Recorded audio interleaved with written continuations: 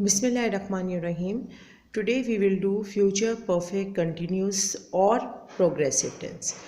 Future perfect continuous का दूसरा नाम future perfect progressive भी है.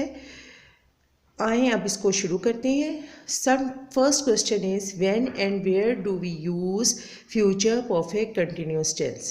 और हमें कहाँ ज़रूरत महसूस होती है कि हम future perfect continuous tense use करें. It is used for any continued action in the future. मैं इसकी ज़्यादा डिटेल्ड डेफिनेशन आपको नहीं दूंगी. आप सिंपल डेफिनेशन पे फोकस करें कि कोई भी कंटिन्यूड एक्शन जब फ्यूचर में होता है उसके लिए हम future perfect continuous tense use करते हैं. अब इसके फॉर्म की तरफ आ जाते हैं. फॉर्म इसकी बहुत सिंपल है. As the name shows you it is future, so we will use will. क्योंकि ये फ्यूचर टेंस है तो हम इसकी वजह से इसके साथ ऑल सब्जेक्ट्स के साथ हम विल यूज़ करेंगे. फिर उसके आगे आता है परफेक्ट. परफेक्ट मीन्स आप हैव या हैज़ के साथ थर्ड फॉर्म लगा देते हैं तो हम इधर भी हैव बीन यूज़ करेंगे. Been is a third form of be. ठीक है, तो हम यूज़ करेंगे हैव बीन. ये हो गई परफेक्ट की आप फॉर्म जो है ना, because it is a future perfect तो हम इसके साथ यूज़ करें विल प्लस हैव बीन. अब कंटिन्यूस मीन्स समथिंग कंटिन्यूड और उसके लिए मोस्टली हम ING form of verb use करते हैं या उसका दूसरा नाम है प्रेजेंट प्रोग्रेसिव फॉर्म. जितनी भी वर्ब फॉर्म्स हैं उनमें जो आईएनजी फॉर्म्स होती हैं जब हम बेस फॉर्म के साथ आईएनजी लगा देते हैं तो वो प्रेजेंट प्रोग्रेसिव फॉर्म बन जाती है, जैसे गोइंग, ईटिंग, ड्रिंकिंग.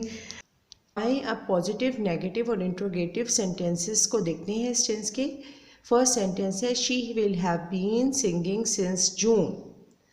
अब आप देख रहे हैं कि हमने जो स्ट्रक्चर इसमें यूज़ किया है will, because it is a future tense, have been perfect की वजह से, फ्यूचर परफेक्ट एंड कंटिन्यूस है तो हमने आईएनजी फॉर्म या प्रेजेंट प्रोग्रेसिव फॉर्म यूज़ की है. तो स्ट्रक्चर इसका ये है will have been singing. She will have been singing since June और उसका उर्दू में ट्रांसलेशन क्या होगी, वह जून से गाना गा रही होगी. अब आपने देखा कि उर्दू में इसकी क्या पहचान है कि आखिर में रही होगी आएगा जैसा कि फ्यूचर कंटिन्यूस में आता था. इसी तरह आप नेगेटिव देखें कि नेगेटिव इसका क्या होगा, she will not have been singing since June. वो जून से गाना नहीं गा रही होगी. हमने अब नेगेटिव में क्या किया है कि सिंपल नॉट जो है पुट कर दिया बिटवीन विल एंड हैव या आफ्टर विल हमने नॉट को पुट कर दिया. तो क्वेश्चन देख लें, will she have been singing since June. हमने क्या किया कि सिंपली विल को हम शुरू में ले आए और बाकी जो स्ट्रक्चर है वो सीधा रहा और आखिर में हमने क्वेश्चन मार्क लगा दिया. उर्दू में क्या होगा, वो जून से गाना गा रही होगी.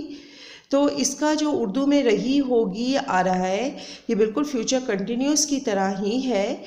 बस थोड़ा सा फ़र्क ये होता है कि इनमें जो हमें फ़र्क पता चलता है वो ये है कि इनमें टाइम रेफरेंस होता है. टाइम रेफरेंस से हमें पता चलता है कि ये उर्दू में टाइम रेफरेंस से हमें पता चलता है कि ये फ्यूचर परफेक्ट कंटिन्यूस है या फ्यूचर कंटिन्यूस है.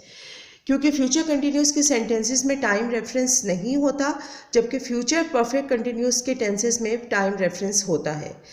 इंग्लिश में तो आपको स्ट्रक्चर से पता चल जाएगा कि जैसे इंग्लिश में फ्यूचर कंटिन्यूस का स्ट्रक्चर होता है शी विल बी सिंगिंग, ठीक है, और फ्यूचर परफेक्ट कंटिन्यूस का होगा she will have been singing since जून.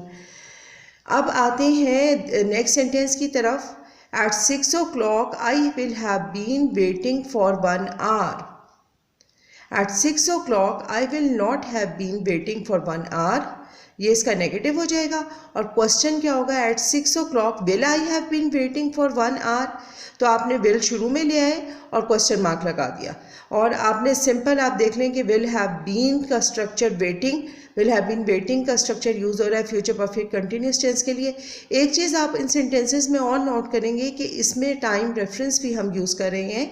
ऊपर वाले सेंटेंस में देखें हमने यूज़ किया सिंस जून और नीचे वाले सेंटेंस में देखें कि हमने 6 o'clock भी यूज़ किया और फिर नीचे हमने फॉर 1 hour भी यूज़ किया. तो ये फ्यूचर परफेक्ट कंटिन्यूस में हम टाइम रेफरेंस को यूज़ करते हैं.